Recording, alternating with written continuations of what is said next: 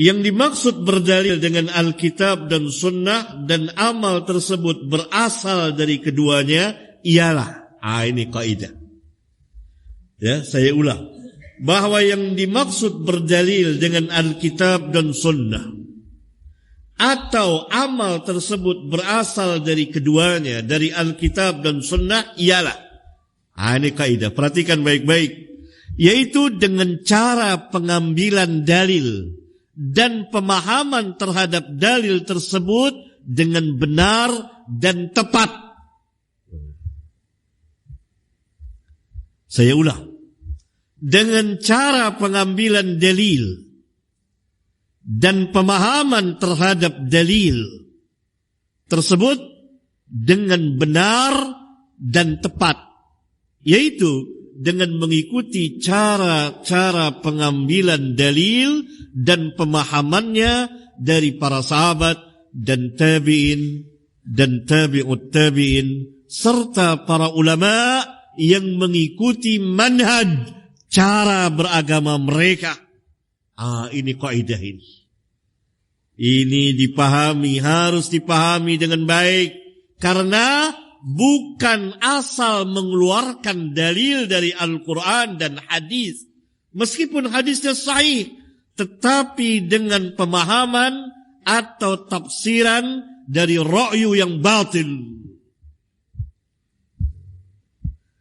Dan kita tahu persis bahwa Khawarij berdalil dengan ayat-ayat Al-Quran untuk membenarkan mazhab atau manhajnya, yakni bid'ahnya.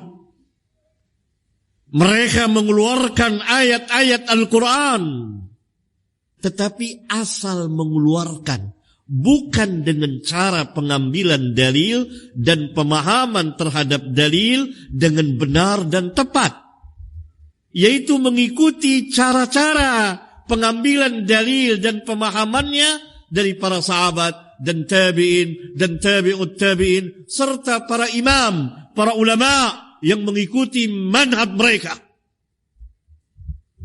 Demikian juga firqah-firqah lainnya mengeluarkan ayat, mengeluarkan hadis, berdalil dengan ayat dan hadis, tetapi serampangan dan sembarangan mengikuti pemahaman dan tafsiran mereka.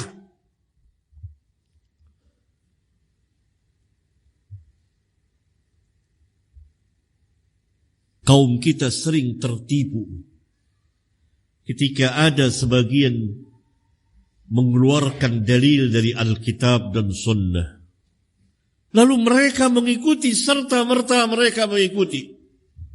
Ini berdalil dengan Alkitab dan Sunnah, tapi mereka akan terkapar, tidak berdaya kalau berhadapan dengan para sahabat ridwanullah alaihim jami'an dan orang-orang yang mengikuti mereka. Di sini saya bawakan Khawarij berdalil dengan ayat Al-Quran kepada Amirul Mu'minin Ali bin Abi Thalib radhiyallahu taala anhu, pemuka ahli bait saat itu, bahkan pemuka sahabat saat itu, Khalifah Ar-Rasyidin yang keempat, khilafah yang berjalan di atas khilafah nubuah kenabian. Ketika Khawarij membawakan ayat Al-Quran untuk membenarkan mazhabnya bahwa hukum tahkim yang dilakukan oleh sahabat Ali dan Muawiyah tidak benar dan kufur, maka mereka membawakan inil hukmu illa lillah. Tidak ada hukum kecuali kepunyaan Allah. Maka kamu tidak boleh membuat tahkim, majelis tahkim, menjadikan manusia sebagai hakim. Qalu, mereka berkata, la hukma illa lillah. Tidak ada hukum kecuali kepunyaan Allah. Yang mereka hadapi bukan kita, sahabat, yang manhajnya menggunung, kokoh, kuat. Apa kata Ali? Qala Aliyun, kalimatu haqqin urida biha batil.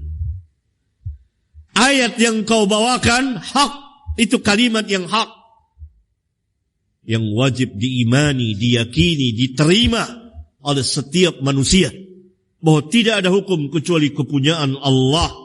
Allah yang mensyariatkan hukum itu, dan wajib bagi manusia bertahkim dengan hukum Allah.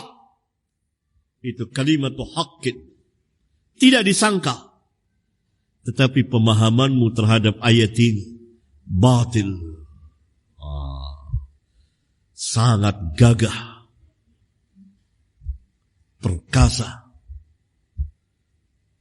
berilmu, memiliki keberanian dan pemahaman yang lurus bersih. Itu ayat Al-Quran yang dibawakan Khawarij. Ali tidak terpengaruh karena dia tahu ayatnya benar, hadis yang mereka bawakan benar, tetapi yang salah adalah pemahaman mereka. Kalimatu haqqin urida biha batil, dibatilkan oleh Ali. yakni ayat Al-Quran itu adalah hak, akan tetapi yang dikehendaki dan dimaksudkan oleh Khawarij dengan membawakan ayat tersebut adalah sebuah kebatilan.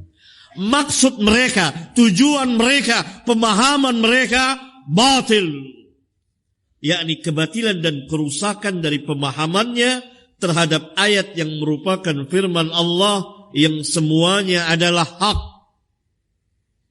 Semua ayat hak, benar adanya.